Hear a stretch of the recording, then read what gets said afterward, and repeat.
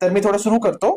तिथे आपला काल सुमारे 12 ते 1 दरम्यान दुपारी आपले जे मुलं आहेत तिकडे जिल्हा परिषद शाळा बबलाचे ते शाळाला परत येऊन त्यांनी जे आपली सिलिंग आहे त्याच्यामध्ये हुक्स आहे. सिलिंग मध्ये जे हुक्स असतात तो आहे तिकडे. हुक्स मध्ये त्यांनी काय केला, साडीची दोरी बांधून त्यांनी झोका बांधला तिकडे आणि ते झोकावर ते झुलत होते आणि झुलताना एक मुला साडी पकडून वरती गेला.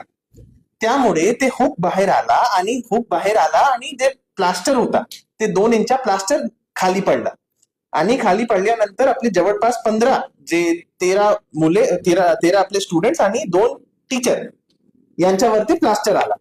तर आम्ही लगेच आमचे जे बीओ आहे, बीडीओ आहे आणि टीएचओ आहे तिकडे ते लगेच स्पॉटवर गेले आणि अँब्युलन्सतून ते सगळे लोकांना घेऊन आपले एसडीएच ला आले, आपले रुग्ण आलेला. आणि तिथे येऊन 15 पैकी 13 लोकांना काहीच म्हणजे अशी काही झाला नव्हता म्हणून त्यांना लगेच डिस्चार्ज केला गेला.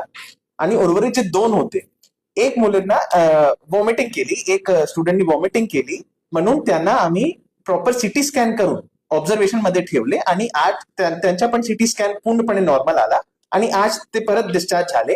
आणि एक मुलांना पायीमध्ये थोडी चोट आली होती म्हणून त्याची ड्रेसिंग करून त्यांना पण आज डिस्चार्ज करण्यात आलेला आहे.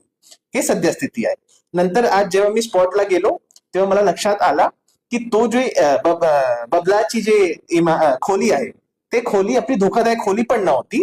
कारण मी थोडासा डेटा सांगतो अक्कलकोट बद्दल. अक्कलकोटमध्ये जवळपास 254 शाळा आहे आणि त्या 254 शाळामध्ये 1196 एवढी आपली खोली आहे आणि त्यापैकी 138 खोलीच्या आम्ही स्ट्रक्चरल ऑडिट केले होते आणि 138 पैकी 122 एवढी खोली धोकादायक होती. त्याच्यामध्ये बबलाची खोली नव्हती कारण तो शाळा तेवढी धोकादायक नाही आहे. मी पण गेलो आणि तो शाळाला जवळपास काहीतरी 28 ते 30 वर्ष झालेले आहे आणि त्याच्या स्ट्रक्चरल ऑडिट पण काही म्हणजे त्याची गरज पण नव्हती आणि तो केला गेला पण नव्हता आणि तो शाळा धोकादायक नव्हती. कालपासून जी बातमी आहे जे सुरू आहे ती धोकादायक शाळा होती किंवा स्लॅब पण कुठलेही पडला नाही. मी फोटोज पण शेअर करतो. फक्त प्लास्टर पडलाय खाली आणि तो पण स्वतः नाही पडला. जे मुलांनी साडी पकडून जे वरती गेले, जे साडीची जी डोर होती ते त्यांनी जे झोकामध्ये बांधली होती ते पकडून जेव्हा ते वरती गेले तेव्हा प्लास्टर पडला. तसं आहे. आणि जे 122 जे आपली धोकादायक खोली आहे अक्कलकोटमध्ये त्याच्यामध्ये बबलात नाही. याच्या व्यतिरिक्त जर काही प्रश्न असेल तर तुम्ही प्लीज विचारा. हा, मी तो सांगितलं ना, एकूण 13 विद्यार्थी आणि 2 शिक्षक, त्याच्यापैकी आजची डेट मध्ये आता मी हॉस्पिटललाच होतो अक्कलकोटला, ते सगळे डिस्चार्ज झालेले आहेत.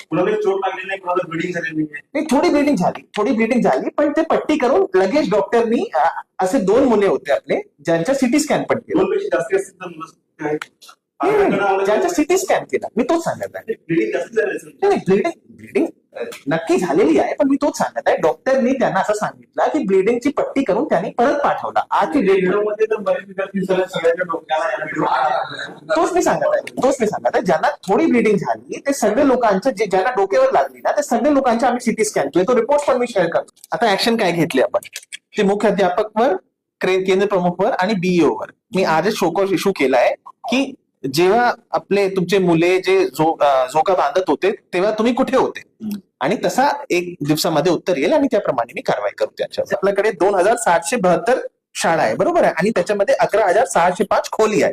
ते सगळी खोली जे 10 वर्षपेक्षा जुनं बांधकाम आहे त्याच्या आम्ही आता हे करणार आहे स्ट्रक्चरल ऑडिट. कारण स्ट्रक्चरल ऑडिट आम्हाला थर्ड पार्टीतून करावा लागतंय, तसा प्रोसिजर आहे.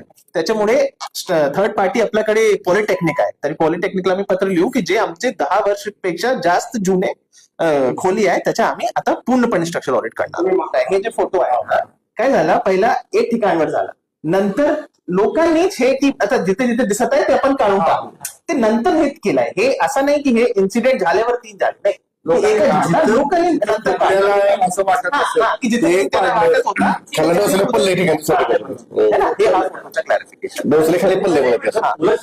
आपल्या शहरातील ताज्या घडामोडी पाहण्यासाठी रणनीती टाइम्सला सबस्क्राईब करा आणि बेल बटन प्रेस करा. लाईक आणि शेअर करा.